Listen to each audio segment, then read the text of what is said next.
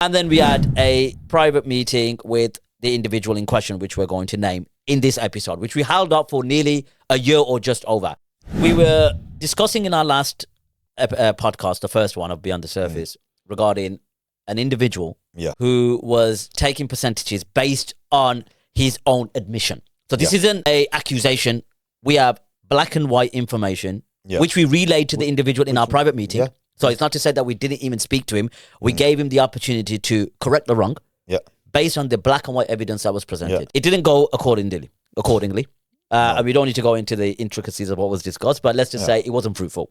The one person in particular was that Quinn, who's one of them, this absolute, pig of a person who was like, always drinking, always taking drugs, and he was just, he was using the injuries of Palestinians, like he was getting them individuals, promising them he was going to look after them and pay for, the medical treatment and this, that, the other. When he got enough social media attention, then he just brushed them to one side and move on to the next one. The abuse what certain other individuals are causing, and they're sort of just jumping on it just because these people have a social platform. Don't care, the abuse is what these other people are doing. Right. So they'll get more social media views, which then allows more donations to come in for them. But then I started noticing, like, he started moving a bit shifty, working with people who were abusing Palestinians in Egypt because they had a big social media platform. So Faraz sort of like kept on with him. It wasn't really, he was like turning a blind eye to their abuse, what they committed. And then, within it all, looking at these screenshots, it's clear that this is from their donations. Yeah. He's taking it from the donations. Yeah. No, he's looking to see if that his name's on there, his picture's on there, it's his WhatsApp, and he realised there's no getting away from this. But even then, if you remember, he sort of changed. He went, it might be. It seems like my handwriting. Like I write like that. Yeah, Come on, man. Like drug smoking, drinking, going finding women, and look, and for me, they singled him out. They bullied him. 16,000. And they've just... And these women are modest women, look. They don't have men... touching them. When she started getting a bit standoffish with them, they said, right, we can't keep you here anymore. And they put him in a janitor's cupboard. They said, this is the only room we've got for you two. Remember, there's a sister-in-law and there's her. Okay. And a small box room where they keep mops and everything. That's what they kept on. Bismillahir Rahmanir Rahim. Alhamdulillahi Rabbil Alameen. Wassalatu wassalamu ala nabiyyina Muhammad wa ala alihi wa ashabihi wa man tabi'ahum bi ihsanin ila yawmiddin ma ba'd. Assalamu alaikum wa rahmatullahi wa barakatuhu. Hayakumullah. Welcome, dear viewers, to another episode of Beyond the Surface. And subhanallah al-azim, the first episode that we had was with our brother Irish Emi. And we did leave the episode or the podcast by clarifying that we'll be addressing certain charities and individuals privately. Now, I will obviously hand to my brother Irish Emi in just a second, but just to clarify, the previous two episodes that we have or had, one with Beyond the Surface, so I'll put a little snippet to confirm obviously the conversation at hand regarding abuse of charity and what we need to do in order to sort of educate the brothers and sisters in order to avoid being, abused or emotionally blackmailed. So just watch a little snippet that we had from our Beyond the podcast episode. I'm one of these people that is smoking weed with someone, or if I was drinking with someone, and let's just say this person, like, you give anything, like rape someone. There's a whole different level, there's a whole different level, isn't there? Yeah, true. So I wouldn't really give a crap about if someone else exposes me smoking weed or it's drinking. Yeah, I know you mean. To oust a rapist. Yeah, of course. You know what I mean? Of course. The greater good and the greater harm. Good. So these people, who think they have to sort of stand up and sort of like protect this person. Let me ask you then, Imi. If said person, said representative, we don't get the results or the desired results, because ultimately it's all about rectification. Listen, bro, we're calling them out. We'll go public. But why do you think such person will be defended then? So that was the first episode, Walillah alhamd. And also prior to that, I can't remember whether it was about 6 months before or just, about a year, I went to see Irish Imi in Oldham. And we had a discussion regarding the whole abuse of charities and his experiences. So what I'll do is I'll put a little snippet up for you so you can watch that to show that we have carried out our due diligence. And I'll explain what I mean by our due diligence once you watch the little snippet. Have a watch. What are we seeing? We're seeing footage from in Gaza, aren't we? Yeah, we of course, yeah. We're seeing footage of people. Kids crying. We're seeing footage of people carrying...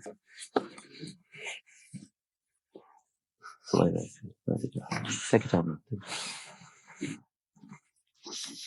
Yeah, I know it's emotional. We can't allow this sort of behaviour. It's we're here being let's put it to support and you're doing all you can. Well, I reward you here. And I could speak. I've been speaking for months, but you've been on the ground, so obviously you've got some emotional connection that I haven't.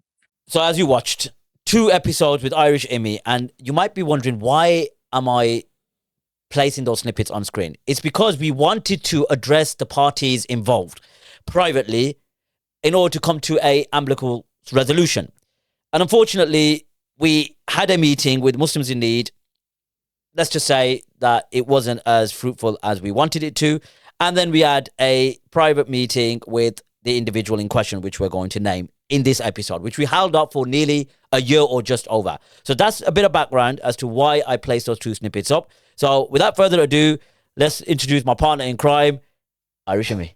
Salaam alaikum. Alaikum salam, brother. Good to have you back, brother. Always good to be here, you know. We had a bit of an experience yesterday, didn't we? Tell us what happened yesterday.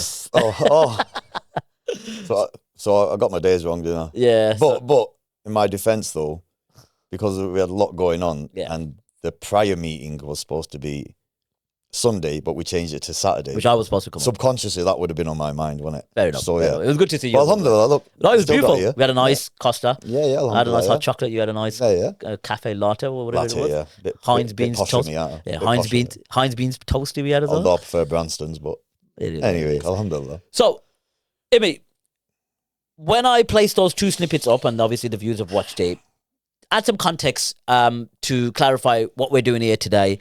And the brother in question we're going to finally name. We've had some experiences, haven't we, regarding certain meetings behind the scenes. So let's address them briefly, and then we'll go into the crux of the issue. Okay, so I think the first time when you got in touch with me was us talking overall about charities and how they're how they're exploiting people. Yeah. And and how prices sort of like become massive difference between some organisations and other organisations, and purchasing stock and whatever else. And so I think we've gone past that, didn't we? We did. And then it sort of became more about individuals, not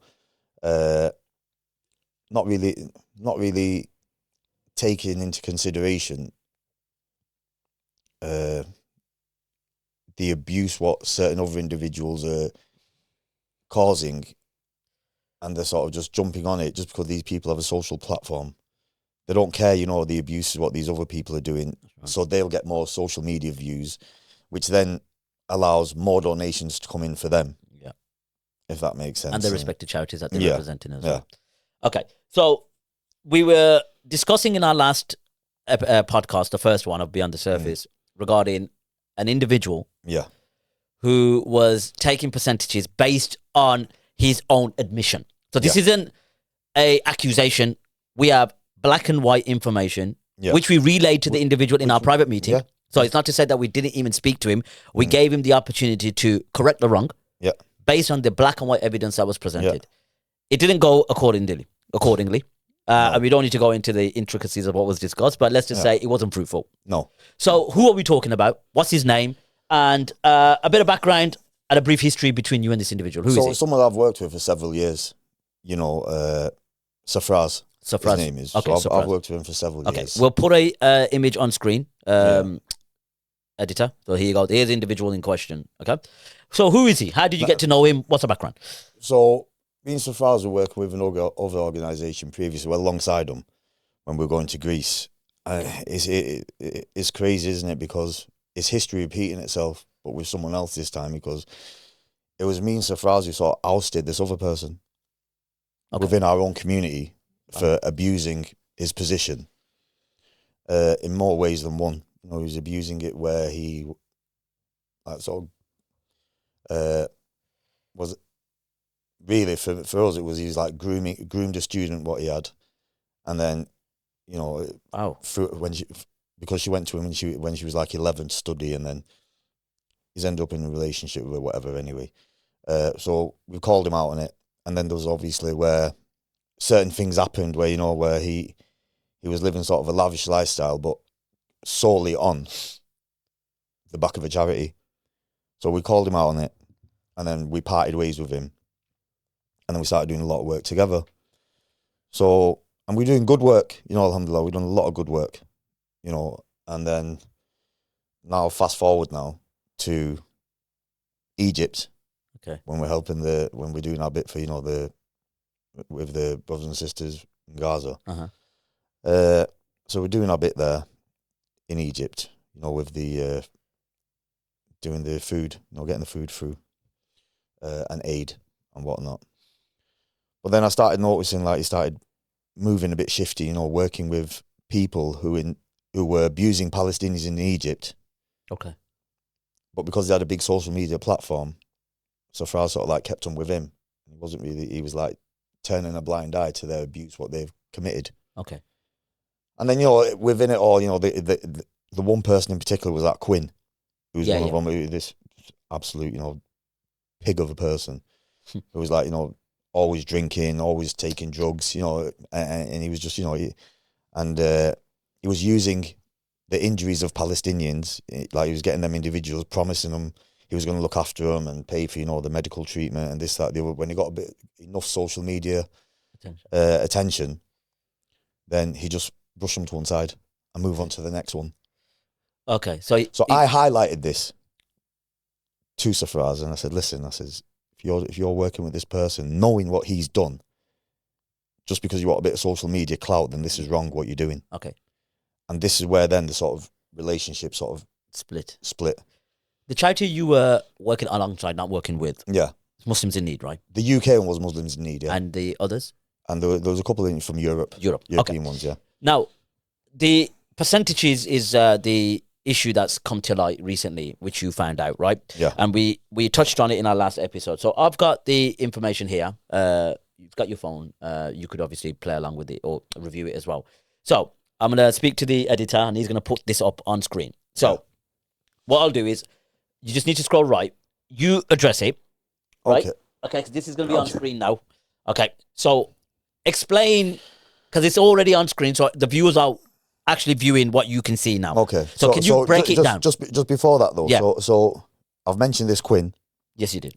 So there was other things that were going on as well, where, you know, where there's things what I didn't like, where again, so now Faraz would be promising Palestinians who have come out from the atrocities, what they've come out from. Yeah. And he'd be promising them certain things, but not delivering. And then it put these people in a bit of a position because, you know, if you're saying that you're going to help people with medical bills or with accommodation or with food and you're not delivering, then you're abusing them. Yeah, of course. You know, so I was getting loads of complaints and whatever else. And we're going to touch on other things as well. We're going to during the podcast. We'll deal with that. So it was like, so I completely distanced myself now. And then fast forward now a few months or something. Yeah, about a few months ago. So he's approached a mutual person that we both know. And he's approached him. And then this person got in touch with me pretty like concerned and pretty disgusted. Okay. And so he's rang me up anyway. And he says, look, Faraz approached me. He's saying he needed a business account because this person's got multiple business accounts. And he said he needs a business account to get money into Gaza. Okay. So he said the person who's going to receive the money in Gaza is going to take 3%. So what did he say on there? So this was the conversation. Oh, so the 3%, which is a standard fee, because usually it's like when me and Faraz when we were getting money over to Egypt, it was at a rate of no more than 4%. No more than 4%. Okay. It was never anything more than 4%. Okay. So we'd get, if it was donations or whatever for me and wanted it in Egypt, then there'll be a charge of 4%. Okay. It was never anything more than that. Sometimes it might have been less, but it was never anything more than 4%. Okay. So when Faraz mentioned it to this mutual person that we know, he said, the person in Gaza is going to take 3%. So he said, but people are charging up to 20%. He says, so me and you can both make 5%. 5%. Yeah. So now let's Now go. let's go So to we'll go to this now. So What did he say first? he sent over. So he sent this guy the account number and everything else. Yeah, the account details. Yeah. So he sent it over to Okay. the mutual person here. Okay. Yeah. So then on it, so the person then says to him, well, what percentage shall I tell this guy he's getting for doing it? Okay. So basically, so the person he's approached is not saying he's taking anything, but he's saying the person who's doing it. Yeah. He said, what percentage shall he be taking? Okay. Will he be getting? So Safraz replies to him 5%. So the guy replied back to him, okay, so you're getting 5% and he's getting 5%. And Safraz says yes. Okay. So he's getting 5%. Right, so From the he's getting donations. 5% from the donation, yeah? Yeah. So basically, so they're, in theory, Uh-huh. or you could say it's principle, because they've agreed, they're Yes. agreeing with this, is that they're saying that they're taking 10% of the donations That's right. in total. So the person over there is getting 3%. Yeah. That's already a fixed fee. Yes. That's already done, because people will take that. Yeah. And then between these two, they're going to take 10%. And what currency is it? UK pounds. UK pounds. Yeah. Okay. And then carry on to the right there. So then they emphasize, as you can see on screen, so the conversation continues, right? Yeah, In it the second continues. screenshot. Yeah, so he says, because he's just clarifying this now. The person. Yeah. He's clarifying. Okay, so he will be sending 5K, then your cut and his cut will be separate on top of the 5K. There you go. And he's saying yes. Yes. Clear. Simple as that. Black and white. Okay. So as you can see, it's Whatever. on there. So I'll just take that back. It's obviously just to emphasize. So he also says at the start as well that what currency you want it sending on, because if it's USD, then I need BIC and SWIFT, or you sending in Israeli currency, in which case I need an address. And he provides an address as well. Yeah. So you could see he's following through with it. Yeah, of course, yeah. So I mean,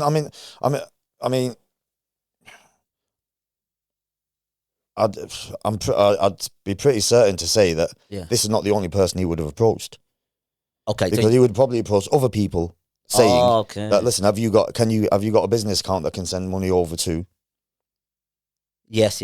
So he's chancing it. He's So just it's probably chancing it, and I'm sure now that this is getting broadcasted, that many people will be scratching their heads, thinking, "Hang on a minute, he's approached us. this has happened to us."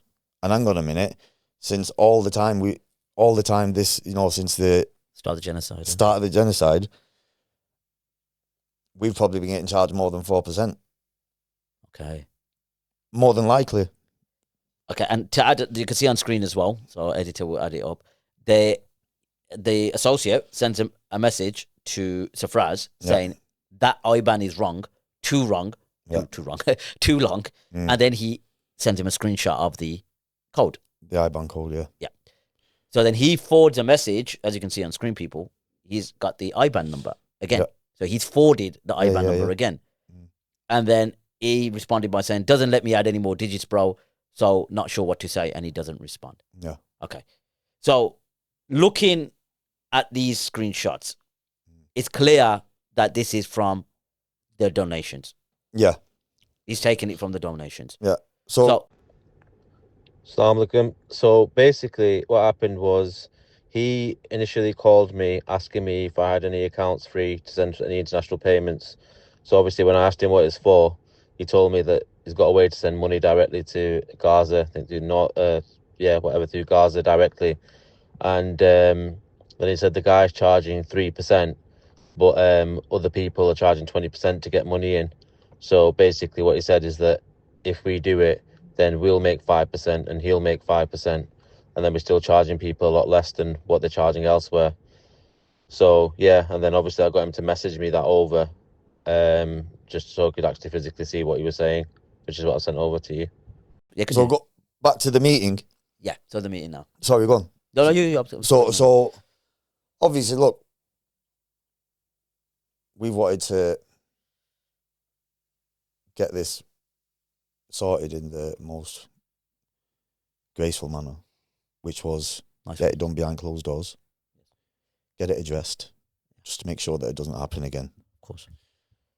So really, I was disappointed with Muslims in need. because it was their representative and they didn't want to take any responsibility. Well, it said to us one thing and we've transpired another thing has happened. We don't want to get into that. Yeah. So, and then we had the private meeting with Safraz. We did. And straight away, he denied everything. Yes, I was. You were there? I was there. He denied it. Well, initially he did. Initially, he started saying that their messages weren't from him. Yeah. Which the good thing is, for me, is I've just passed this on to you because you were unaware as well. I was unaware. But I recorded the whole conversation because I know that because I know Safraz. You know, they say what's the saying? You know, you'll know better than me. You don't know someone unless you've lived with them, travelled with them, done business with them. Now I've done all three with Safraz. Okay. So I know. So he would have just tried finding a window, jumping out of it straight away and just denied everything. So you recorded the call? So I recorded the conversation. The conversation. Okay. And so I've given you now the conversation. Yeah, you have. So you can put it up. You can add it. You give me permission? Yeah, I think you should add it. You should add the bit where he denied it straight away because you were there and you can vouch for it anyway. Yeah. But look, when people are watching, people may think there may be an agenda or something or whatever. Personal vendetta. But there's zero personal vendetta. You know, like I said, for me, known in a long time, done some good work together. But then the whole social media clout over this, you know, with the Palestine thing, it's just got the better of him. This. Okay. Do you give me permission to just put a snippet up of where we addressed, and not even addressed, we showed him the screenshot. Yeah, we showed him the screenshot. And then he outright denied it. But then when we pressed him, he changed it. Yeah, You're okay for me too? 100%. 100%. Okay. So I'm going to play a portion of the conversation. I'm looking at it now, by the way, Imi. I'm looking at it right now. Yeah.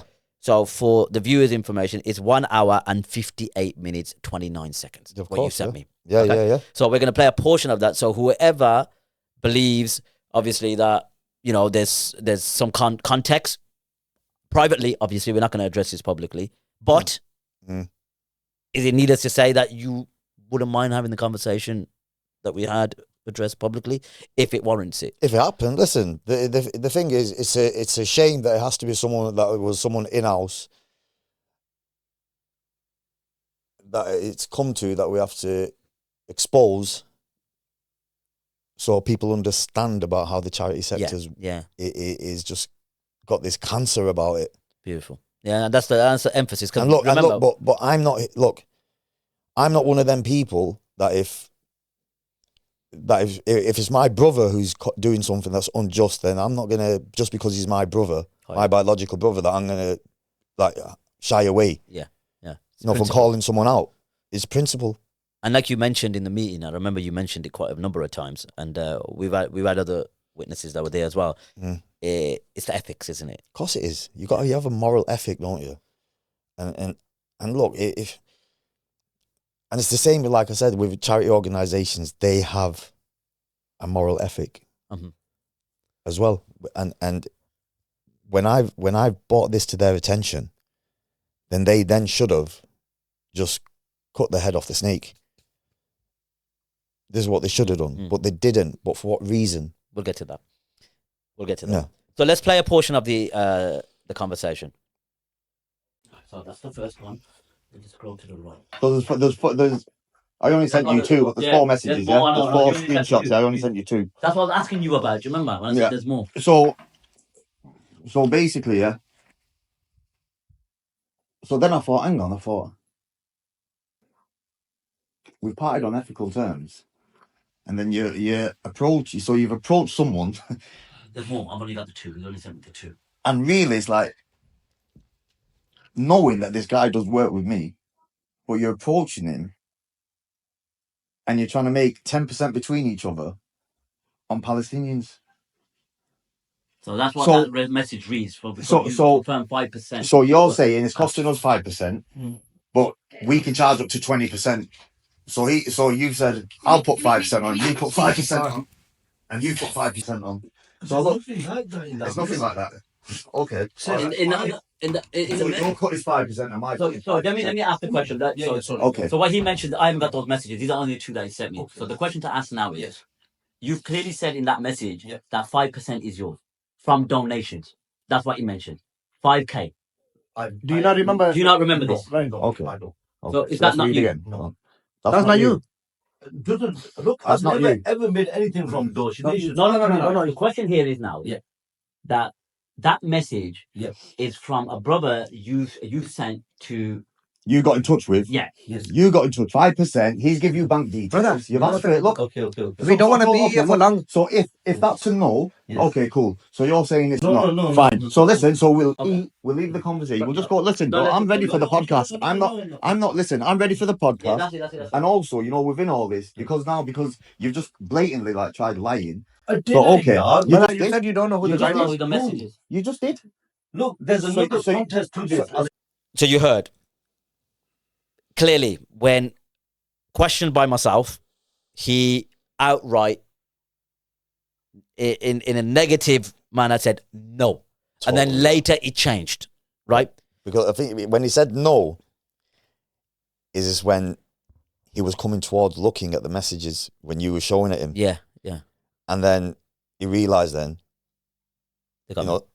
listen, the game's over. Yeah, because I showed him on my Because phone. if you remember, you were I was right going next to in him. I on was it, doing this. and then he started looking really close at it to see if what. He was looking to see if that his name's on there, his pictures on there, it's his WhatsApp.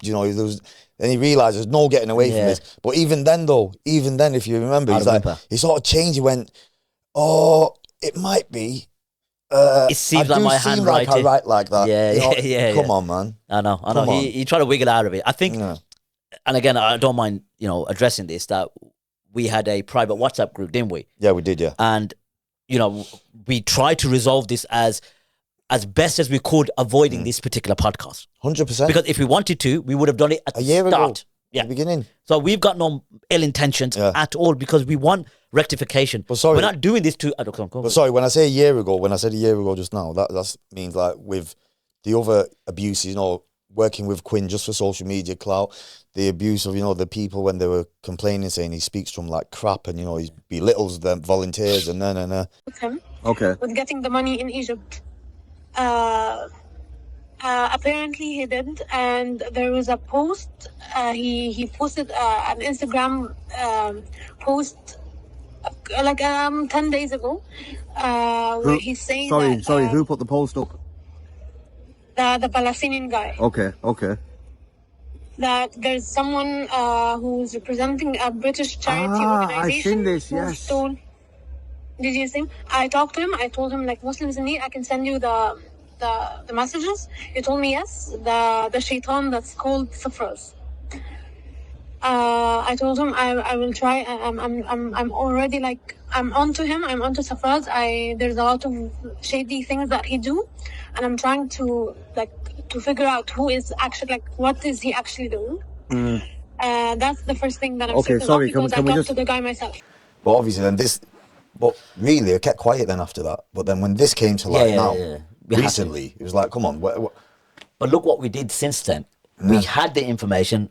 If we were hasty and we had an agenda, or we have a sickness in our heart, we could have just sat down now and done it and said, they did this, they did that. Yeah. We I drove to meet Muslims in need. Then I drove up to Oldham to meet. We didn't have to do that. No. We didn't have to do that. No. Now, the next question I'd like to ask you, Brother Imi, is that the issues with behavior, because you just mentioned it, right? Yeah. Why are they protecting each other? Because we mentioned Muslims in need, and that conversation didn't go accordingly, and we don't want to go into the details. No. But why are they protecting each other, and why haven't they spoken? You see what the issue is that, when these volunteers come out, volunteers from wherever, whichever organisations, whatever, when they come out, is I used to stay in separate hotels, or I used to come back earlier and just go sleep when I was out, doing my charity work, humanitarian work. Mm-hmm. But I used to, because there used to be a lot of laddish behaviour. Could you explain? Laddish? Like drug smoking, drinking, going finding women, and look, You know, I can have a laugh. I can. On deployment. I hate that term. You know, when people use deployment like they're in some military grade, No, SAS. covert. You know, it's like, you know, it's so. It's quite cringy, isn't it? I know. When you hear them say Sorry to cut deployment. you up. I just had to mention that. It is though, isn't it? You know, come on. They're on You know, deployment, bro. You're going on a humanitarian job. I know. Packing boxes. You know what I mean? You're going helping people. SubhanAllah. So you were saying land is being so there's drug taking, weed, alcohol, Whatever and else, whatever other drugs. Well, okay, there whatever, could be more. You know, there could be more. Look, Wow. but the thing is, so you know when it's like if you're doing it, I'm doing it, and he's doing it, and he's doing it, and he's doing it, then how am I going to call you out? And I'm not going to protect you because I'm going to be thinking, hang on a minute. Whose representatives are these? Which charity in particular? Whose representatives are you discussing? Look, there's loads. Obviously, Right. look, Muslims in need were there. They're They're representatives. representatives. Come on, and people who like. So you know when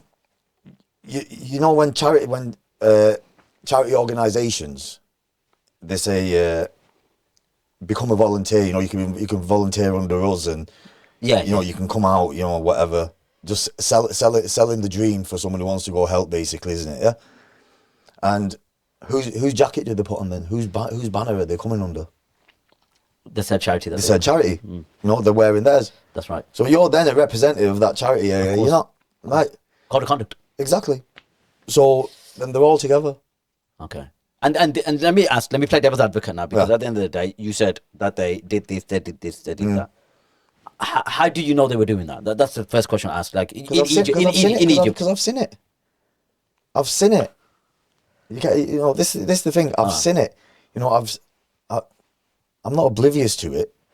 Okay. No, I'm not oblivious to it, but I used to stay away from it. But I've seen it when they come back to the hotel, or when if I was at the same one at that time, at that particular time, if I'm at the hotel, or if I come to a meeting at lunchtime. You know, we all get together before we're going. So I've come back from my hotel or where I am, and I'm coming there, and they're all like. So you stayed away completely. You separate yourself. Of course I did. Yeah, I separate myself. You know, this is the thing. Look, there's not one volunteer can come out and say, "Give me this, give me that, give me this, give me that." Not one. And these, I know, I'm in Egypt with you, so you know. Look, I know, and there were the behavioural issues now regarding Safraz. do you remember I took you to get a ticket? It was the tickets. I left my wallet. No, yeah, you left your wallet. Sorry, no, we went to get our tickets, didn't we? There was a travel agency inside. Egypt Air was inside A hotel, yeah. Fond memories of that hotel. And when I went in, the first thing, look, I'm gonna let you say the first No, I'm not gonna say anything. But no, I'm saying the first thing when we seen the manager. Yeah, whoa. What was he like? Basically, oh, Mr. Muhammad, because that's what they call him. Mr. Yeah, you know, Muhammad. they mistake the first name. Oh, Mr. Muhammad, Mr. So happy to see me. Yeah, and they're saying, and what was the first thing? Man. You know, Brother, let me tell you something. Mr. Muhammad, Safraz puts me in a bad situation. Yes. Come on. And I could take an oath by that. And You've seen it. And what he did was beyond the bout, like ridiculous. This is what I mean. So look, and you know that was PG. You know, if I'd have started going and asking people things, you know what that guy, even though look, it was bad, but if I started going into it more in that place, then listen, your head would have fell off. But we were too busy looking for my wallet because I left it there. So what happened was we went to Egypt Air and we went to the office, didn't we? Yeah. So I think she weren't understanding, so I spoke to her in Arabic, didn't I? And then I put my wallet down. Yeah. And then we walked out. Yeah, we walked out. And then I went back to the hotel. I got, Imi, I think I've lost my wallet. And you go, what are you talking about? You probably left it in the room. I thought it was just because you didn't want to pay for something. Yeah, no, that's probably what it was as well. But I got into the hotel because we were living in we're on the same floor but different rooms. Yeah. So I got, Imi, let me just go check. And I threw everything looking for the wallet. Yeah. And then you got the call while I was looking for it. Yeah, he called me. Yeah, and he goes, you left the wallet. So we just shot straight down. Okay. There's another issue, behavioural now, because at the end of the day, let me address Brother Safraz now. Because ultimately, your behavior, your abuse of funds, because it's in black and white. So you've got the ample opportunity. We said this to him as well, didn't we? You got ample opportunity to defend yourself now. Yeah. Right? We ain't not going to make another podcast after this. For as far as I'm concerned, it's dead and buried. No. For me, look, it's dead and buried. Look, the thing is, we had our conversation with him, didn't we? Yeah. And, you know, It got messy. The pure traits of a narcissist. Yeah. It was Pure traits of a narcissist. and if whoever plays, if I was to play, and I said numerous times, and you could testify, I said, brother, I don't like this. Yeah. How many times did I say that? I said, brother, Yeah. I don't like this. Yeah. This is not good. This is not Yeah. correct. We didn't come for this. Yeah. And if you really want me to, I can play. Now, behavioral. You sent me an audio of a Syrian brother. So give me a bit of background about that, because I need to play that as well. What? Give us a bit of a synopsis about. Right. So when we first went over to Egypt, yeah. No, sorry. Even when we were taking the ambulances, the convoy, there's a Dutch organisation who we've done work with previously in Greece, yeah. Yeah. So they joined us, and that organisation had a volunteer with them who was a Syrian brother who lived in Turkey. Yeah. And he was like the translator for us, basically, you know, because his Arabic is brilliant and whatever. Yeah, He was a translator. Yeah. And sorry, no, he wasn't just a translator. With the currency. He was a currency guy. Yes, I know. Yeah, he was a currency guy, yeah. So, because he was doing all the currency exchanges for us, and a lot of them didn't have any previous relationship with him other than one person who he came with, the Dutch organisation, one person. He was like that odd one out because the rest of them were from wherever, Europe, whichever part they were from. And this guy, so everyone else has worked together before. Yeah. So they sort of singled this guy out. But because I've drifted from all these now, I wasn't privy to all the goings on, what was going on with them, between them, you know, like where they singled this guy out, and it became apparent later when this guy obviously started speaking to me after they'd abused him, and I'll explain to you about what it was, how they abused him. So they built, it's disgusting, you know. So they built him up. They built a trust thing with him, where they'd say that they were. So they'd say, right, listen, we've transferred this money now into your account. Now we need it out here in Egypt, yeah. So they built this thing. They kept it going with him. And this brother was doing everything. He was making his percentage on his currency, what he was making. But that's his job. That's what he'd do. So you're allowed to do that. You know, he's allowed to do it because that was his job. Yeah.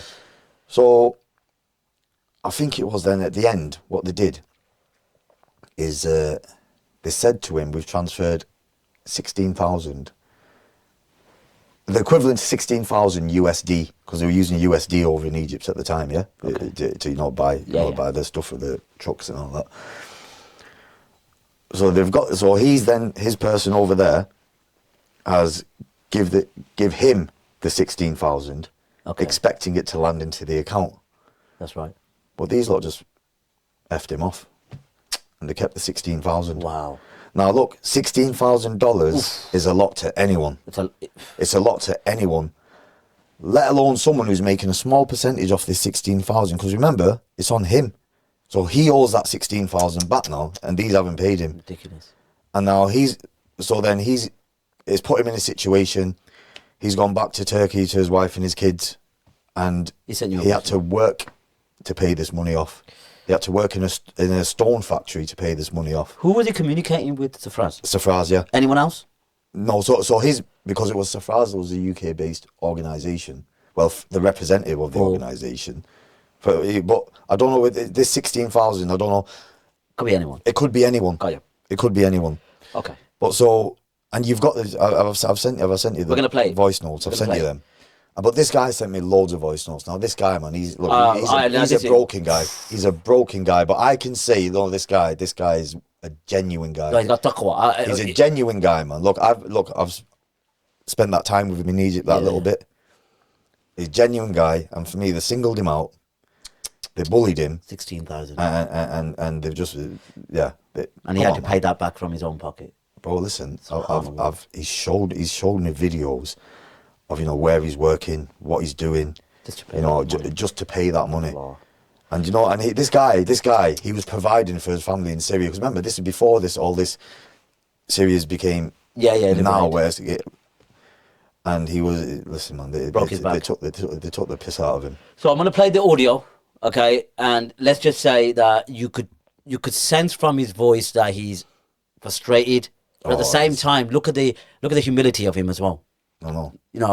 If that was me or you, Imi, what would we have done? We would have done anything under the sun. To Yeah, get of course. Come on, man. Look, you know. Shocking, isn't it? So let's play the audio. My editor, Bidnillah Al-Kareem, will place it on screen, and you can listen to him. And let's just say these are, before I play, charity workers. That's what I mean. You know, Charity workers. We have to add that, underline that consistently. and look, there's a sister as well. What was her words? We're going to get to that. You know, what was her? Look, there's so much. I've got endless amount of complaints and about things, you know. And we could make 5 podcasts. Of course. But we're going to suffice with the evidences on screen. Yeah, just this and then, you know, and move on. Move on, yeah. Let's play the audio and then we'll add some points. Yes, brother. How are you? How's everything? Yeah, I'm still in Turkey. Sorry, I thought that you're talking and speaking with Dr. Omar and with him. Maybe he's in touch also very close with Dr. Omar Safraz. Anyways, this is my luck, and it's a hard exam from God. Alhamdulillah, thanks God for everything. But really, I'm in a very bad situation. I'm in Turkey right now. I'm trying to work as a labor in factory, in marble factory, which is very hard work. At least getting halal money to feed my family for now. But I'm planning to go to Europe. I will save some amount, like $5,000-$6,000. That's why I ask you to get my half of money. It's only to pay the transportation to go to Europe, and which is very risky and dangerous to go from there. But this is my last chance. The situation is very bad here, and there is no work, nothing here. After I lost my money, that one, I cannot do anything here, you know, without capital, without anything, because they go to my father and they ask him for the money, and I paid everything I have. Even I take a borrow from someone else. Even that Ayman and the other guy, they took from me in Egypt. They said we need a borrow $1,200. They didn't give it to me. I was calling. After that, they said, maybe you changed the exchange rate, so we need to take it as a recovery, or I don't know how. Anyways, we will face front of Allah for everything. And even I have, you know, I have some proofs, and I have some voice notes, records, proving many things and making troubles. But anyways, I don't know. Maybe when we sit and talk, or maybe when I go to Europe, maybe I can meet you if we have a chance. Then we can talk more and more. Anyways, thank you very much. Appreciate it, brother. You are the most cleanest person, really, and the honest person who's working really from his heart. And sorry for that. I thought you are working with them, still in touch or something like that. Maybe you can get me some money, because really I don't have any amount right now. I want to pay. I'm waiting. I want to go before winter to, you know, in the forest and illegal ways from borders. It's a little bit hard. But in winter it will be impossible. That's why I'm planning to get some money now to go, to avoid high risk for my family and children. Thank you, brother. If you come to Turkey in this month, or like if I'm here, let's meet, please. But I left Istanbul. I'm in like 600 kilometers from Istanbul. It's a village. It's cheaper than Istanbul. It's very expensive there, so I cannot take a rent or something. So I will send you the location, or you send me if you are coming there, then we can meet. Take care, brother, and keep doing the good things, which is you are doing it right now. Keep it up. Thank you, and inshallah, Allah will accept everything and protect you and protect your family.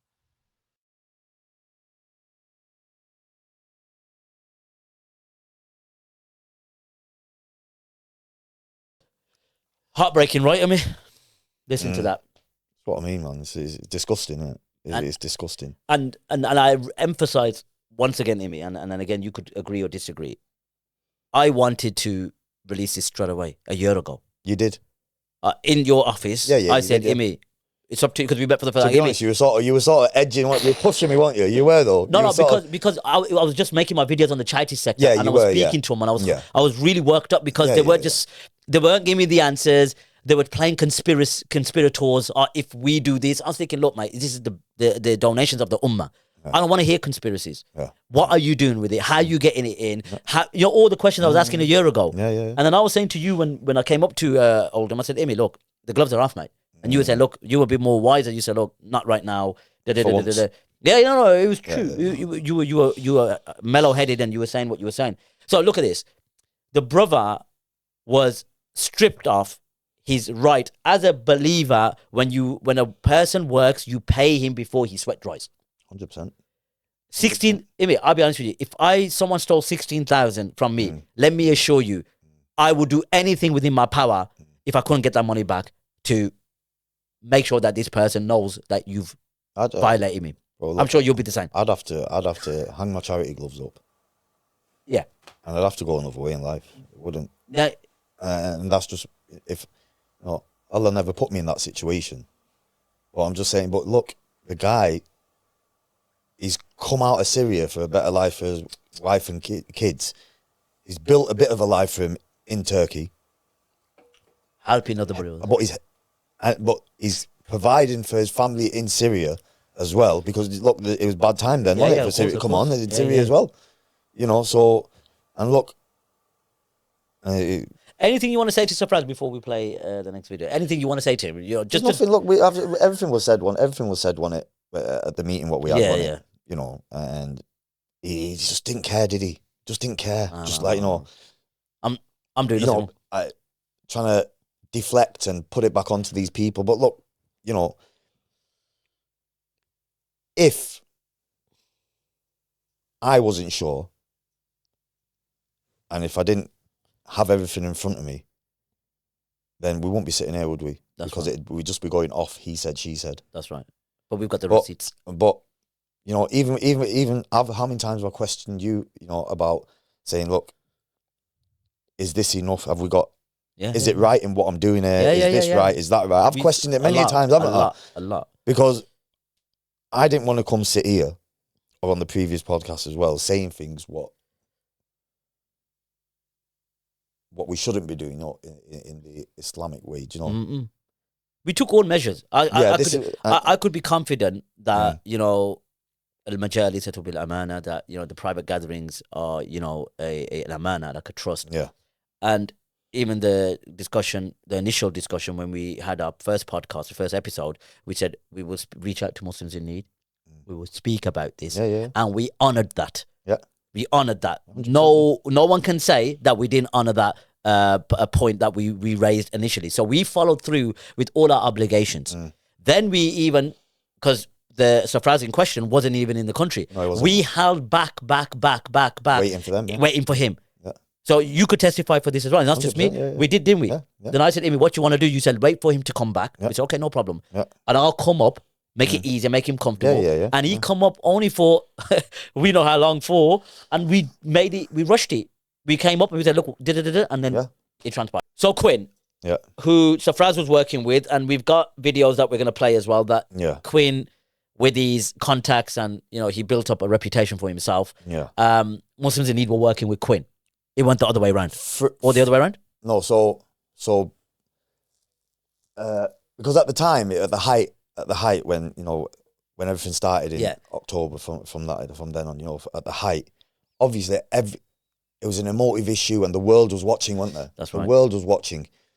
So this Quinn, the little scumbag. So he finds himself in every little hole, where he can get some social media clout, and he can make money off TikTok or whatever, or however they do it. I'm not very savvy with all that, but however they do it. So obviously, Egypt's a place where all organisations are getting together to, and there's all these, conventions and workshops and whatever else, going on, and networking and everything. So one of the volunteers lovely girl from Canada. She's genuine girl, half Lebanese, half Canadian, whatever. Yeah, she came there. Libya, yeah, something. Yeah, so she came over. Yeah, Libya. Sorry, she's from not Lebanon. Yeah, she came over, packed her bags and just came straight over but she didn't even know what she was coming. Where she was going. Just wanted to help. Just wanted to help. So she came, and so I can't even remember how she ended up coming on board anyway. So she's come on board anyway, and then she's going to these meetings or whatever else. And she's met Quinn. And then she's introduced Quinn to Safraz. I think it's along them lines anyway. And then, but at the same time now this is when we've sort of like distanced ourselves. Okay. We're sort of like at the 50% point. Okay. Where, we're like 50-50 now. The spark. Hi, my name is Miriam. I am a volunteer from Canada. And take 2. Hi, my name is Miriam. I am a volunteer from Canada. All right, let's. I don't have to watch that shit. No, you're doing great. All right, ready? Take 17. There we go. All right. Ready? Yeah. Hi, my name is Miriam. I am. Oh my god, that thing is so close. I know, just ignore it. Talk to me. Look at my pretty face. She's smiling. Here we go. You got this, girl. Okay. Hi, my name is Miriam. I am. Wait, can I look up or down? You can look anywhere you want. Just stop being nervous. You're doing wonderfully. Yeah, okay. I'm just gonna publish this and then put the text over it. Right? Like, take 23. All right, here we go. Okay. Come on, Miriam, you got this. Hi, my name is Miriam. I'm a Canadian volunteer that has been in Cairo for the last few months. And brain fart.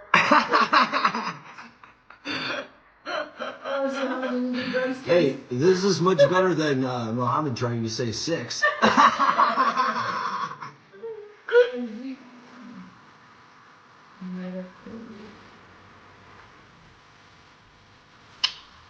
Hi, my name is Miriam. I am a Canadian volunteer. Hey, everybody.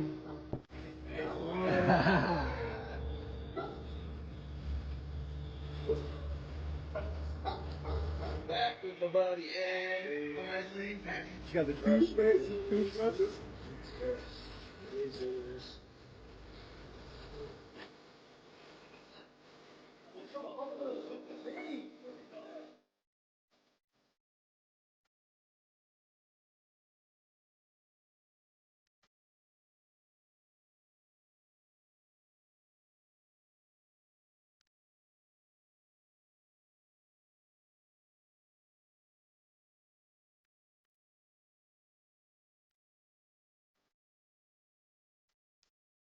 He's 7 to go.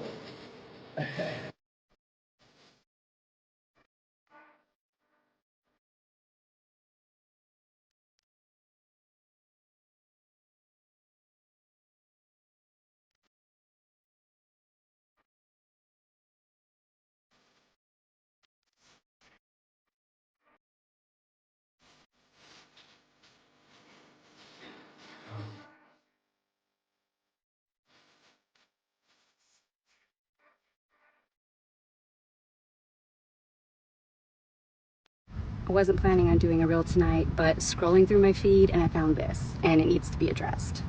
In Gaza is closed. It is destroyed. Nothing or nobody is getting in or out and hasn't for 50 days. And it could be another 50 days. It could be another 100 days. We don't know, okay?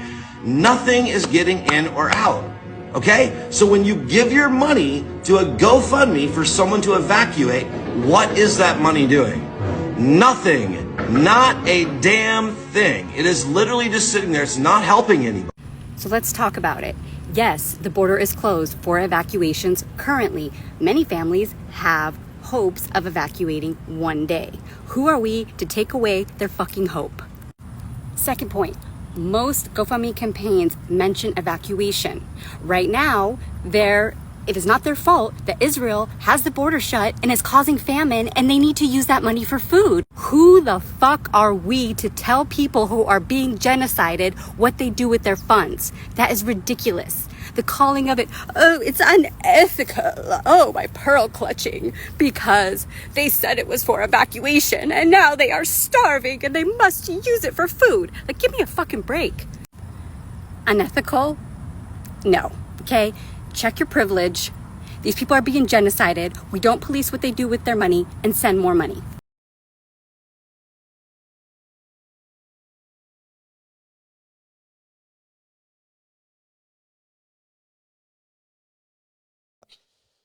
So at this time then, one of my volunteers came to me and mentioned Quinn. But now I've seen Quinn on Safaraz's social medias now, so I know that these... So she mentioned, have you heard about this guy, Quinn? Do you know him? And I says, no, why? She says, well, he's on Safaraz's social medias. And I says, that guy, yeah. She said, well, look, there's a sister, the house has been bombed in Gaza. Her baby's died. Her husband is in like critical condition. Is it okay for me to put the photos up after, or just leave that? Yeah, you put the photo of the husband up, put it up. Put the picture up, yeah, you can put it up. We'll do that. Put it up, you can put it up. The husband's in critical. He can't be moved. We can get her out. No, I can't remember where did we get. Anyway, she's come. We can treat her in hospital, in the Palestine hospital. Because I took over that. Took over the treatments over there. Yeah. She's lost her eye. This Quinn's promised them that he'll take over the medical treatment and everything else, accommodate them and everything. Yeah. He's got loads of social media offer from them, saying that I've taken whatever. Yeah. And then when it's come to now putting your money where your mouth is, he's kicked them out. Left them basically with nothing, just the clothes on the back.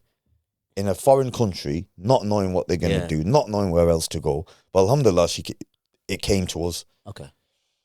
So I've asked her, so what's gone on? When she came to us, like, what's happened? So she said, look, the guy they promised us everything. They put me and my sister-in-law in a room. They got us a room. They put us in the room. They said, don't worry, everything's fine. No, we'll accommodate for everything. I've got a doctor who will come and see you, and we'll get everything sorted. Anyway, so this doctor's come. He's started doing acupuncture on her. The things they put in needles. Needles. But she's lost her eye. She said, what are you doing? So he's saying, I can help make everything better for you. Just trust me in what I'm doing. I'm a doctor. No. So she's she's waiting, obviously. This guy's doing acupuncture. And she said, look, I don't know what this is supposed to be doing, but my eye's in Gaza. Yeah. So how are you going to make my eye better? What are you doing? Yeah. So then she's like, she's got a bit erratic, because obviously, and these women are modest women, look, they don't have men touching them. Come on. So when she started getting a bit standoffish with them, they said, right, we can't keep you here anymore. And they put them in a janitor's cupboard. They said, this is the only room we've got for you two. Remember, there's a sister-in-law and there's her, and a small box room where they keep mops and everything. That's where they kept them. So then straight away I've had a meeting with Safaraz the next day. I said, listen, you're working with this piece of whatever. I said, I says, what you do, we can't, this is not us, what you doing? Yeah. So at that side, I said, me and you, we can't work. My words were to him, and there's witnesses to this, my words were, look, if you're saying you trust this Quinn and this other person, then me and you have to separate ways. We can't work together at all, period. Okay. And he says, well, yeah, I do trust him. Even after me telling him about this woman, what they've done. Okay. He didn't separate. And it was for the social media clout, wasn't it? It wasn't for anything else. And obviously, Quinn was a little drug-taking thing. So listen, they probably would have had something on each other and all that. And they're sort of they're enjoying life over there together. So it was, We've got video. So can we play the video of the sister-in-law who was a caretaker of the sister that lost her eye? Yeah, I think we blurred it. We blurred it, didn't we? Yeah, we blurred it. So by all means, yeah. So I translated it. Obviously, got it verified by our coordinator in Egypt. Yeah. So it's about 5 to 6 minutes long. So we played the whole video, and she goes into it with context. Okay, so let's play the video. بسم الله الرحمن الرحيم. أول شيء أنا بحب أعرف عن نفسي. أنا اسمي فاتن. طبعا أنا كنت المرافق الأول للينا منذ إصابتها. لينا تعتبر زوجة أخويا. بعد إصابتها هي وأخويا واستشهاد ابنهم واستشهاد بنت أخويا الثانية اسمها مريم، ضلت مع لينا فترة علاجها طبعا من مستشفى شهداء الأقصى. طبعا دخلت لينا أثر إصابتها إنه فقدت عينها اليسار واستشهاد ابنها، وكمان زوجها اللي هو أخويا عاهد كانت إصابته بالغة. والحمد لله دخلنا مستشفى شهداء الأقصى. طبعا أخذت علاجها لغاية تقريبا أسبوع، وبعد هيك المستشفى كتبت لها خروج لأنه ما فيش أي علاج إلها إلا خارج غزة. طبعا عملنا التحويلة، هذا عبارة عن الدكتور بيكتب التقرير أو وضع المريض، وبعد هيك بيختموا وبيبعتوا على جهة معينة بيجي الموافقة عليه وبعدين بتسافر. طبعا بعد تقريبا إصابتها بشهرين طلعت لها نظام العلاج هذا خارج غزة، والحمد لله سافرنا وبدأت ودخلنا هان مصر للعلاج. الحمد لله كانت لينا يعني دخلنا بمستشفى، بس للأسف ما أخذتش حقها الطبيعي بالعلاج. بناء على هيك طلبنا إحنا نخرج من المستشفى. فكان في بداية خروجنا إنه في شخص اسمه وسيم، هذا طبعا تابع لمجموعة أو جروب مسؤول عنهم هو كوين. هذا كوين عبارة عن شخص أمريكي، طبعا بيجيب المساعدات من أمريكا من ناس معينة بسبيل إنه يساعد أهل غزة. ولكن للأسف كان وسيم إنسان سيء جدا جدا. بداية ما دخل علينا على المستشفى حكى لينا أنا حكون حساعدك وعالجك وسفرك برا، ويعني أتبرع أو أكون أنا المتبرع لكل تكاليف علاجك. وطلعنا بناء على هيك. طبعا كانت بنت عمتي مستأجرنا بيت وهي اللي دافعة حقه مبلغ مش بسيط، كان عبارة عن 2500 دولار. طبعا بالجنيهات المصرية بكون مبلغ كبير. كان مدته ل6 أيام. طبعا احنا لما اول يوم دخلنا هذا البيت شفنا كوين وشفنا وسيم، على انه وسيم ياخذ لينا على مستشفيات تتعالج، فاحنا انصدمنا بهذا الواقع.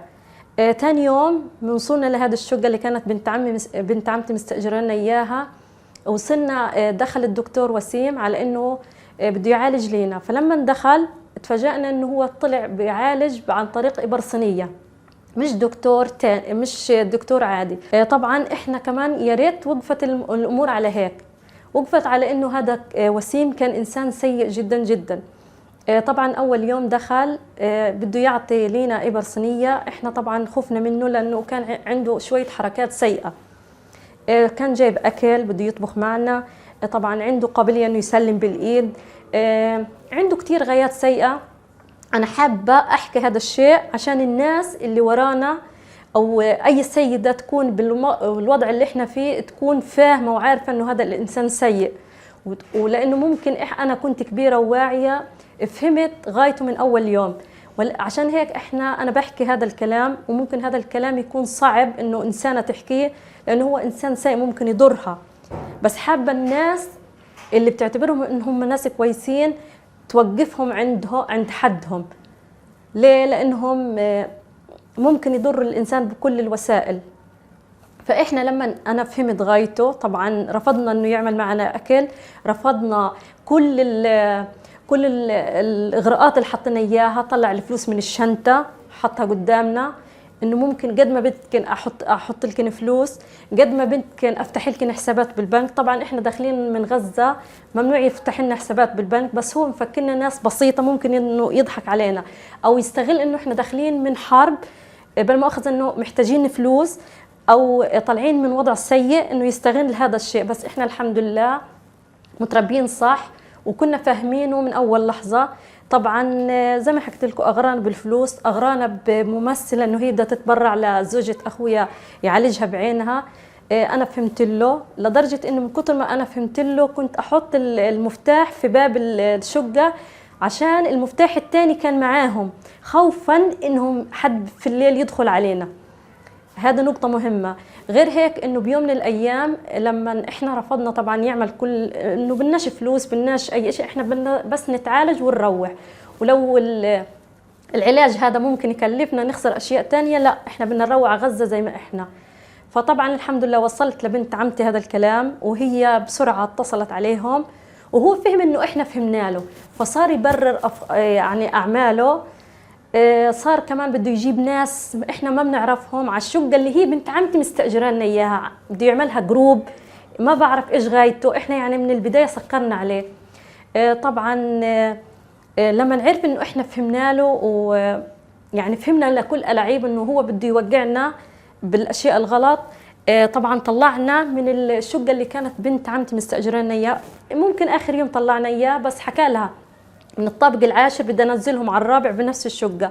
طلعنا من كل البنايه من كل المكان وودانا على شقه ثانيه زي ملحق للحارس، واحنا مش مشكله رضينا بهذا الكلام. وثاني يوم اتصل على شخص اللي هو الدكتور جميل، هذا يعني هو من بدايه فلسطيني، هو اللي وقف معانا وتخطينا هذا الصعاب والحمد لله. اتصل عليه وحكى له يا ريت لينا وفاتن يطلعوا من الشقه هذه، وهلقيت. وبالفعل الساعة 12 تقريبا بالليل الدكتور جميل اجى واخذنا وطلعنا من الشقة، وصلنا على شقة ثانية. طبعا في هذه الأثناء كانت الظروف صعبة جدا علينا، يعني قد ما احكي مش حوفي الشعور اللي احنا كنا حاسين فيه. الحمد لله الدكتور جميل الله يرضى عليه، يعني هو زي ما حكيت لكم انه هو شاب فلسطيني، عرفنا عن مجموعة اللي هم حاليا بعالجوا لينا زوجة أخويا، على رأسهم السيد عمران. وطبعا في ناس متخفين احنا مش هنحكي أسمائهم حفاظا على حياتهم الشخصية أو شغلهم بمصر. طبعا في شاب اسمها ندى، في شاب اسمه أحمد، هدول جروب مع السيد عمران. طبعا هم وقفوا معانا عالجوا لينا، أخذوها على مول، اشترت الملابس اللي هي عاوزاها. طبعا يعني بكل وسائل الراحة عملوا لنا إياها. قعدونا في مكان ننام فيه، هو أوتيل، يعني مكان فيه حماية، الأكل والشرب كله متوفر، غير المصروف كل فترة بيعطونا إياه. فاللي حابة أوصلكم إياه إنه ممكن أنتوا يا الشعب هذا تعطوا الناس أموال، بس هذه الأموال ما بيستخدموها صح للفلسطينية، بالعكس بيستخدموها لأغراض شخصية إلهم. ممكن يعلوا رصيدهم المالي في البنوك، وممكن كمان يعني يعملوا هذه الأشياء إنهم ينزلوا الناس أو يسقطوا الناس بأفعالهم السيئة.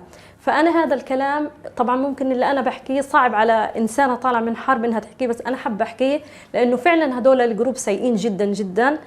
زي ما حكيت لكم بياخذوا الأموال لأشياء خاصة فيهم أو غايات خاصة فيهم سيئة. فعشان هيك أنا بحكي لكم إنه قبل ما تعطي هذه الأموال أو تتبرعوا فيها لازم تكونوا أنتوا عارفين لمين بتعطوها، عارفين إنه هي فعلا بتوصل للفلسطينية اللي هي محتاجة. لأنه مش كل الجهات اللي إحنا قبلناهم كانوا الناس صادقين زي سيد عمران، لأنه فعلا هو كان إنسان صادق بكل معنى الصدق، ساعدنا بكل المقاييس وما زال. يعني إن شاء الله ربنا يكرمه. وكان كل مرة لما إحنا نسأله يعني إنه نتشكر يقول لنا ما بدي تشكروني، بس احكوا لي إنه ربنا يساعدني إن أعمل المزيد من هذا الخير. ويا ريت تكون رسالتي واضحة وهادفة للجميع، وشكرا لكم. So you heard the sister-in-law break down the issues with Quinn and how they mistreated them, and her sister-in-law who lost her eye, and to emphasize she lost her baby as well, and her husband was critically injured. I'll put the photos up of him in his hospital bed, and alhamdulillah, you sent it to me yesterday. After a year alhamdulillah minna of treatment, so we got him out first. You were saying you no, alhamdulillah, we got him to us how long ago? And About 7-8 months. About 8 months. About 8 months. You know, got him treated. Yeah. Over here, got the best treatment, best medical treatment for him, and alhamdulillah now, so he's walking. I think the video. So let's play the video of the brother walking. So he's walking, and alhamdulillah, they're expecting a child. Barakah. So let's watch the video.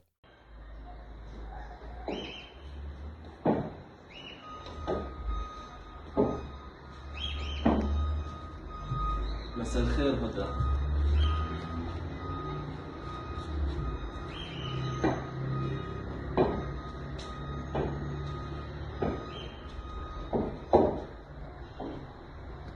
Wallah alhamd. So you see the work that's been completed, you know, coordination by our team in Egypt, great.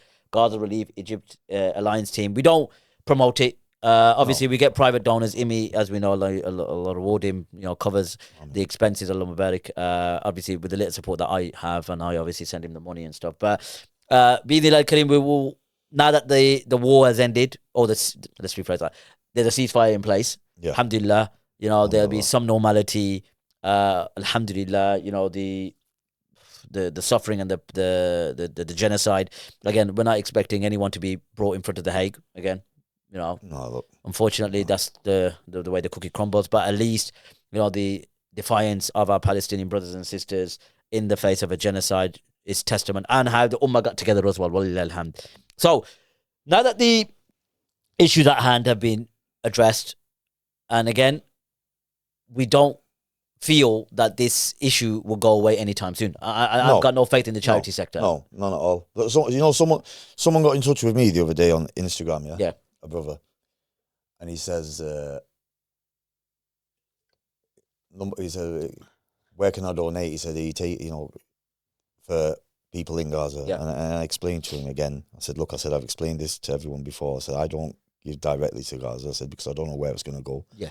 I says, I do a little bit in Egypt. At least we can see where where my money goes. Yeah. And he says, what about any other charities? Yeah. And it's sad to say that my only response was to him was that, look, I don't trust any charity organisations, and I can't vouch for any charity organisations. It's a bit sad, isn't it? And it's sad times, and I can't. Why? Because of the experience what we've had. Look, yeah. Now my thing is this. Look, this is never gonna stop, because if the person next to the person who's abusing under the charity banner, is not going to speak and not going to wash their hands with this person, with the person next to him who is abusing for whatever reason, whether that because he's been your childhood mate, because you've been smoking weed with him, because you've been drinking with him, because you've been doing whatever with him, then it's never going to stop, is it? This is why we and you need to have these conversations. But people really need to stand up, and they really need to think, do you know what? What am I actually doing? No, they do. They need to sort of like think, what am I actually doing? And organisations who allow this going on because they don't want these people to tarnish their name, or they don't want the social media following to disappear, to keep growing, or they, you know, or they can't be asked getting off their asses and doing the due diligence themselves. Accountability, and just leave these sort of people there who are abusing the abused, who are abusing people's imana, who are, you know, causing endless abuses while they're over there, i.e. whether it be a waiter who they're speaking to like they're a piece of crap, whether they're, you know, whatever it is, taxi drivers, whatever it is. And just to add as well, that you going over to Egypt or wherever the countries are that need support, you have a bigger obligation 100% to uphold Islamic etiquette. You're there to support the oppressed. You don't walk around with proudness and arrogance. Like, you're there to fulfill or massage your own ego and then put it on camera, because you're going to get found out. And this is the problem with the charity sector. Look, I believe that the capitalist framework that they are upon, because it's Islamic charities but with the Western sort of principles. And it is a business. let's call it out as it is. The Islamic charities are businesses. They make good money. Yeah. The gift aid isn't obviously only 10% ticket, but it helps. Then I've also had contracts, and touching on the issue, where they're making margins on orphans. So when they're promoting orphans, they're making margins on them. You've witnessed that they were making margins on food packs. Yeah. They're making margins on wells. I know a brother, they're charging crazy amounts on. So it's an outright business for profit, for margin. Let's look. You know, volunteer. I was one of these volunteers many years ago, yeah, where I've looked online and I seen an organisation that looked like they were doing loads of good work. Yeah. Yeah. I call them and I say, listen, I want to come out and do some work. Yeah. I had my own money for my ticket. Yeah. I had a substantial amount of money in my pocket, in a bag to take with me. Yeah. To go spend. Yeah. Well, what you have to do first is raise £5,000. Yeah. But what is it you're doing there? Yeah. Why do I have to put your T-shirt on and raise £5,000 to join you? For me to join when I want to pay for my own ticket and everything. What's that about? What? Yeah. No, that's where it starts. You know, look at that. I know. What is that about? What's that about? And many brothers have come to me with the same complaint that said, in order for you to join this deployment, you will need to raise 5. If not, others have said 10, and then you could come and everything will be delegated based on our team and our operations. It's a joke. What are you doing? So basically they just want money from somebody. They want loads of social media clout. And they're taking a good cut. Come on. I mean, but look how stupid of a, what's the word? Look, principle. No, not principle. Look how much of a stupid blueprint that is. Yeah, yeah. These lot are asking. I'm calling these people saying that I want to. I've got some money, donation money, what I want to use. Yeah. I'm going to pay for my own ticket. Yeah. So, and they're saying £5,000. Idiots. I had £12,000 what I wanted to give. All you need to do is just their operation on the ground. Just join them and just distribute. So come on, it's all a load of BS. It's all a load of BS. And it's the emotional blackmail. It's pulling the heartstrings under the guise of Islamic work, enjoying the good, spreading khair, helping the oppressed. But in essence, those at the top, the volunteers, may Allah reward them. They go out, sacrifice their time, sacrifice their wealth. Look how much money they donate. But you know, a lot. But I'm saying there's a minority but there's a minority who are going there for the wrong reasons as well, though. Of course. And I'm hoping it's a minority anyway. We're having good opinion because when we say volunteers, look, the experiences that we have, we judge what's apparent. That's an Islamic principle. Yeah.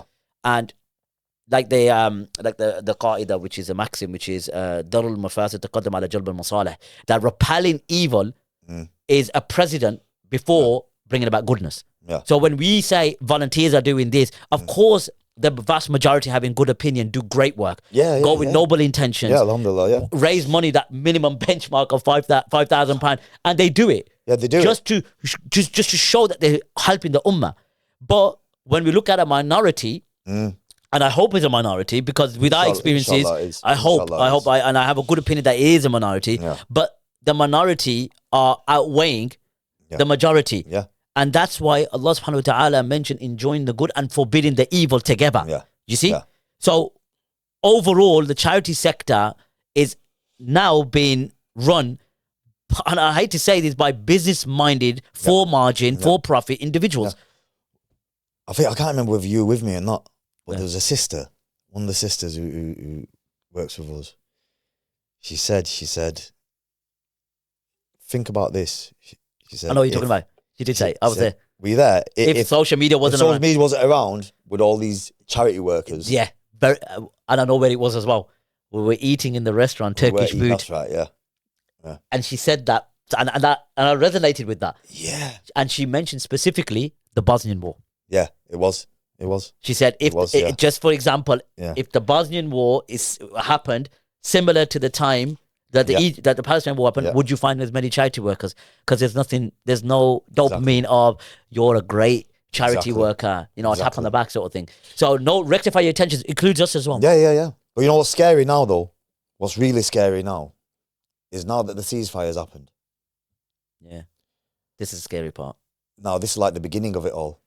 Again, when it all started in October, when everyone went to Egypt, now support the Palestinians. Now the ceasefire has happened. Now people are going to be, all these capitalist charities are going to be saying, right, listen, let's go. Yeah, get the cameras out. Need us. We need to send more. Get your donations in now. They'll be behind the rubble because they'll get in there. They'll be behind the rubble and they'll say, look, this family and that family, and it's going to go around in circles, isn't it? So, look, at the end of the day, Allah subhanahu wa ta'ala will hold it to account. You know, that's going to happen. Like, do not be unaware that Allah subhanahu wa ta'ala does not know what the wrongdoers are doing. Yeah. You know, and the maxim, or should I say, the hadith, the Prophet ﷺ, when he said, "Man ra'a minkum munkaran falyughayyiru bi yadihi, fa illam yastati' fa bi lisanihi, fa illam yastati' fa bi qalbihi, wa dhalika ad'afu al-iman." That if you see something wrong, you change it with your hand.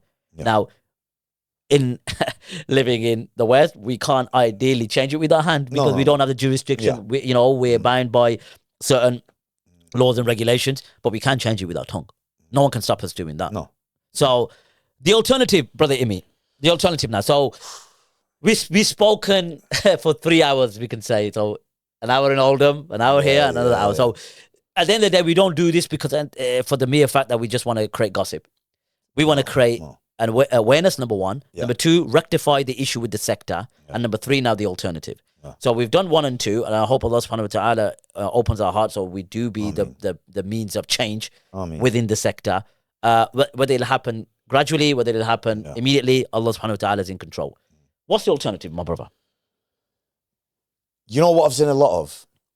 What I've seen a lot of is now, remember, the world of technology, social media, WhatsApp, whatever else, is people are making direct contact with individuals. Like there's people in Gaza setting up GoFundMe pages. Yeah. There's people. So people can give directly. But that's not always, because there's going to be people exploiting that as well. Yeah. There's going to be someone getting pictures of something else and putting it up and saying, where this person. Even in Gaza. It's been happening. I've seen it. I've seen it happen myself. I know. yeah, let's not go into that. Crazy, man. But look, but my point is anyway, there's direct contact with some people where you can make, and it's genuine direct contact. And it's like we were discussing before. Mm-hmm.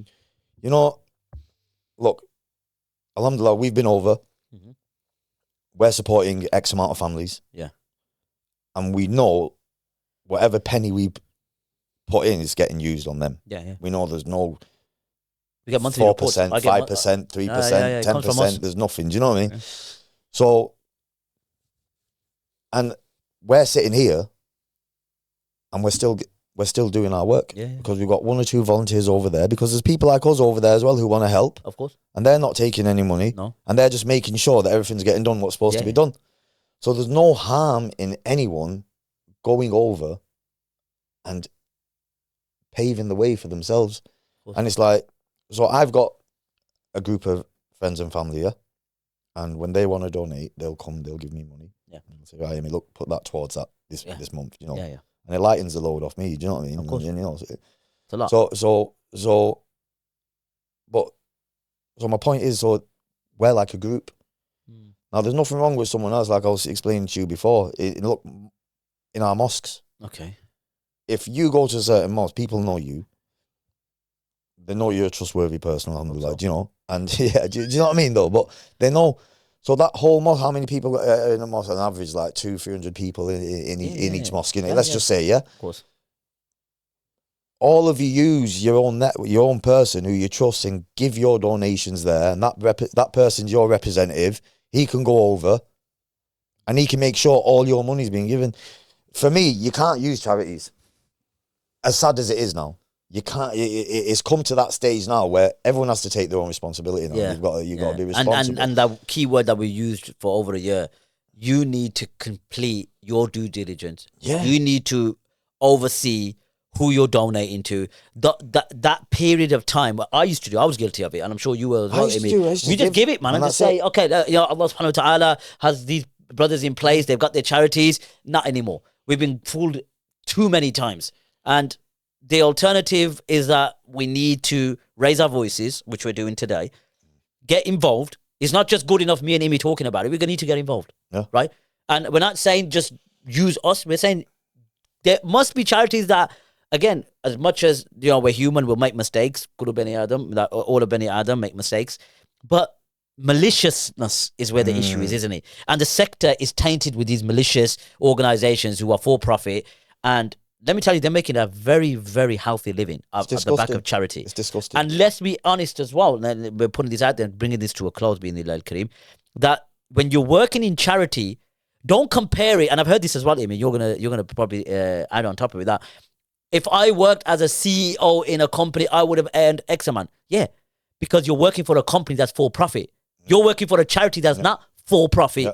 So if you're working for a charity, of course, that with the appropriate means, what donations from the sadaqat al-tawwa'ah, not the zakat. You have your ulama amongst you that can guide you. Yeah, you would take a cut. But then you would expect that, wouldn't you? Yeah. You're not working for a business that's selling product and making a profit, which is halal. Yeah. What's your thoughts on that when, just bring it to a close now, where you got these highly intellectual brothers who are educated, who probably could have been earning 100 grand, 120 grand with the, experience and education that they've got. So when they run a charity as a CEO, naturally they'll take a wage cut, which is fine. But that sort of complaint, do you conform, or do you agree to that, or you're like, look, you signed up for what you signed up for? Look, for me, look, I'm a volunteer for. I'm just a volunteer for people in need. Alhamdulillah. Okay. That's why I believe that we are all able to do something. Yeah. Not for profit.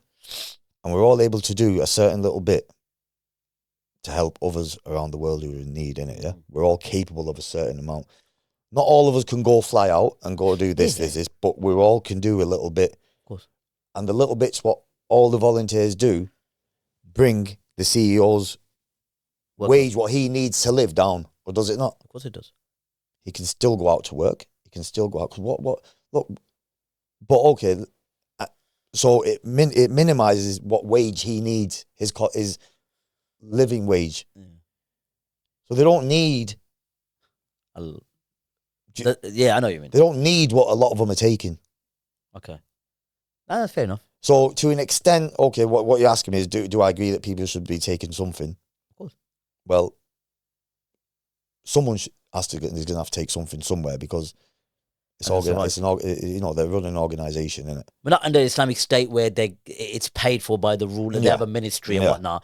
Then they get paid by the state, which is allowed. They can take from the zakat. Yeah. That's the argument that I was using. Yeah. That zakat, wal aminina alayha, they get funded by the dawla, the state. So they contribute however much it is. But when you're now demanding and making a comparison that if I was doing this, then I'm entitled to take from the... Well, go do that then. And give someone else, give someone who's going to take less. Thank you. And give more. Yeah, so that's a good way of looking at it. Who's going to take less and give more to the back. So you carry on earning your 100 grand or 80 grand, whatever you get, go for it. But if you're feeling that you're doing us a favor by money that we're giving to you as part of charitable organizations, remember your framework is all wrong, because your adaptation of the Western principles is what's overriding and basically giving the impression that, you know what, the Islamic principles have to take a backseat because I live in the West and I have to conform now. But no. It's all gone. Look, the whole sector's gone to pot on it. Yes. Really and truly. Look, it is. From day one, I've found it since I've started doing humanitarian work. Both here and abroad. Over a decade, eh? Yeah, alhamdulillah. And I've just found it's disheartening, man. Bad taste. It's disheartening. It really, really, really is disheartening. To see what people are doing and. Yeah, what people have done, and what means they go to. It's disgusting. Yeah. So bringing this to a close, walillah alhamd. So, and my advice to all the brothers that are involved in charity, myself included, and anyone that's due or willing or considering to work with charities, please do not feel that those sitting on the top who delegate have the overriding say. No. You're volunteering. You have an equal voice. Yes, you have operations, you have an amir and whatnot. But if you see something that's out of sorts, please reach out to us. Speak. Reach out to me. And I've got another video to record, being in the pipeline, of a recent controversy in Birmingham. I don't want to get into that right now, but I'll have a brother being we're just organizing, what we can arranged as far as dates. But you see, there's so many different scandals and controversies. So it's alhamdulillah, it's Allah subhanahu wa ta'ala opening the sort of corruption. Allah subhanahu wa ta'ala opening the eyes of the believers to the corruption of these so-called charity workers. So, Brother Imi, Allah barik fi for coming once again. Well, 2 days in a row, but alhamdulillah, Birmingham. It's always good to see you. Always, al-habibi. And I'll come up quite often. So, any last words to bring this to a close, bi'idhnillah? My thing is simple, is don't put yourself in a situation where you're going to become the abuser of the abused. And that comes in many ways, shapes and forms, as we explained, And if you are one of these people who go out to help those brothers and sisters around the world, and you notice that these people are doing things what they shouldn't be doing, distance yourself, but speak about it, because it's only going to get worse and worse, and then in it all there's going to be more and more people that are going to be suffering because of it. Wise words. So jazakumullah khairan to Brother Imi. Obviously our year has been fruitful, walillah alhamd. We've obviously come together, and we've done a lot of things in the short period of time, alhamdulillah, and it's going to be long lasting, bi'idhnillah kareem. So, as I said before, Brother Imi, shall I say, has a project, shall I say, which is called the Gaza Egypt Relief Alliance Team. I've been working with them for nearly 6 months, or over 6 months now, and alhamdulillah. If you want me to define transparency in a way that cannot be matched, I'll say great, ticks all the boxes. And walillah alhamd is definitely supporting those as Imi's been there on the ground, Muhammad 18 times in the space of a year, walillah alhamd. So please do your due diligence, just to summarize, and bi'idhnillah al-kareem, I'm sure you'll feel comfortable. Whatever your heart feels, follow your heart. Yeah. The Prophet ﷺ said, أو كما قال إذا حاك في نفسك شيء فدعه, that if you feel something that's not right, leave it alone. Yeah. So just to add one more point, and Brother Imi would agree with me, Kareem, I can even say to a certain extent that I could take an oath, but I'm not going to do it because it's too strong, that if there's no UK charity, I would even go as far as saying there's Western charities, that there's no UK or Western charities on the ground in Gaza now that the ceasefire happened, or any of those charities operating in Egypt supporting those refugees, there was no UK or Western charities, I promise you, they will still get fed. They will still get supported. 100%. Right? I agree. 100%. So don't think that if you withhold, you rather withhold your money, do your due diligence, and be confident and comfortable that the money you're giving is going, whether it's a little or a lot. Yeah. I assure you, that'll be better than just giving it for the sake of, I just need to support. Because the Western charities use their marketing techniques in order to force you to give the money to a certain extent. And I promise you that the Gazans will be protected by Allah subhanahu wa ta'ala's permission, even our Syrian brothers, Kashmir, whatever. Don't just, restrict yourself to the Middle East, even though, with, as I said before, because of prophetic text, we naturally give more because of the Islamic significance. Don't be emotionally and emotively blackmailed. That's it. That's what it is. That's it. And I'll end off on that one. I'll end up on that particular wise words there. So take care of yourselves. Until the next video, I'll see you soon. Wa sallallahu ala nabiyyina Muhammad.